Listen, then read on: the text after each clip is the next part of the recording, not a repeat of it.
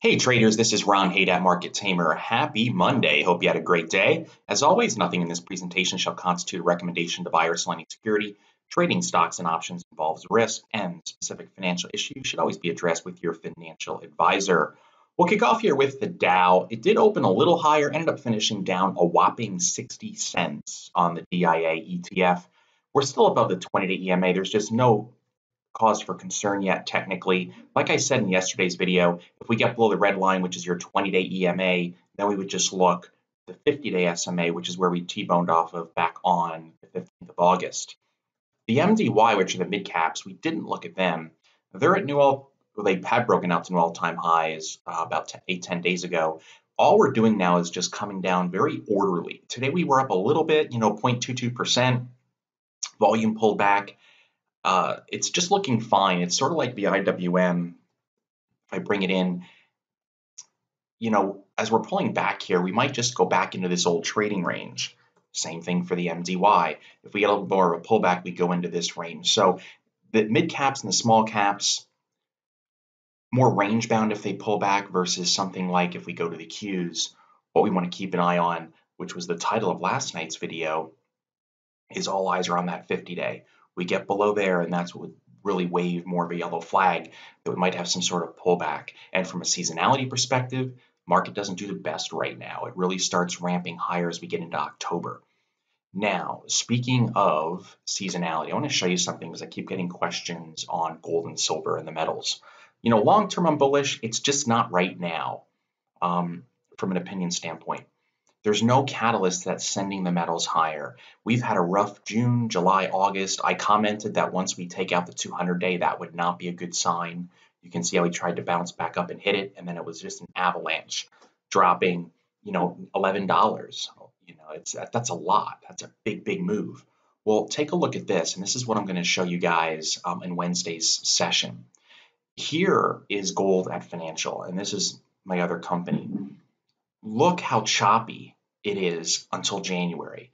If I'm trading gold from a seasonality perspective, this is where I want to be bullish, despite the fundamentals, because that's what history says is when this stock really starts ripping. Not now. Now is not the time. In fact, if I show you a 5-year chart of gold and I move this into a daily chart, look at the end of 2013. Sell off, what happens at the beginning of the year, January? Rally. What happens in 14? Sell off. We try to rally. Sell off again. Beginning 15, rally. What happens here? Sell off into the end of the year. What happens beginning of the year? Rally. What happens in 2016? Sell off. What happens in the beginning of 17? Rally. What happened last year? Sell off. What happened? Rally. There are seasonality cycles to all sorts of stocks out there. And in Wednesday's event, I'm going to show you the top stocks just like I did Friday. But this time, I'm going to add in more trading ideas. I'm going to show you some specific strategies that we can have fun in a paper trading account and a virtual trading account and show you how this seasonality plays out. I mean, Disney is another one right now. The summer is typically not kind to Disney earnings reports. The summer typically leads to pullbacks. Go back 3, 4, 5 years on Disney and the same thing. They let everybody in to buy Disney, and now they're selling it off again. Now, we know as traders that the seasonality for Disney is coming up real soon. So make sure you register for that webinar. The link's going to be at the bottom of the video. You're going to get an email about it too, and you need to be at this event. I'm not going to record it.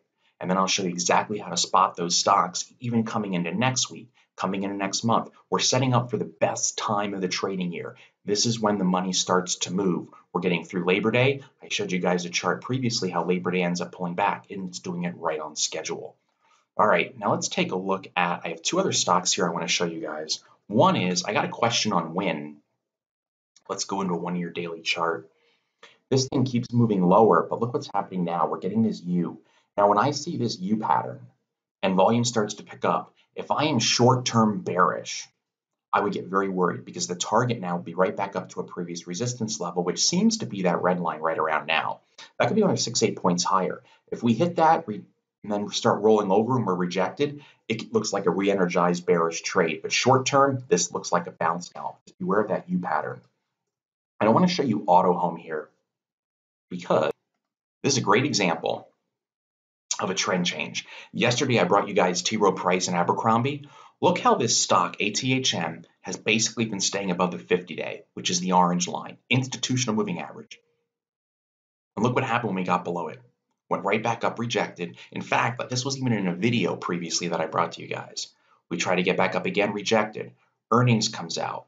We turn right back up, try to get above the 20-day in red, rejected, and we just keep rolling over. You want to be aware of this type of pattern on any stocks you might be following, because when you stay on the top side of these moving averages and then you bust through and you try to get back up and you're rejected, that is a big sign. The sentiment around this stock is turning. They're no longer buying the dips. They're now selling the rips. And then here that leads to what? Once we couldn't get back above it, even if you go from 100, that's 28 plus points later. So before this stock finds a good support level, it's going to be down here, 50, 60 bucks. I mean, there's a little swing low here, but it's only for a couple days. This is the bigger support zone. So I hope you find that helpful. Remember, make sure you register for that webinar. It will be worth your time. And within the first 5 minutes going live, we're going to have a lot of fun. I'll show you my favorite stocks between now and year end. All right, folks, wish you guys all the best. Have a great day.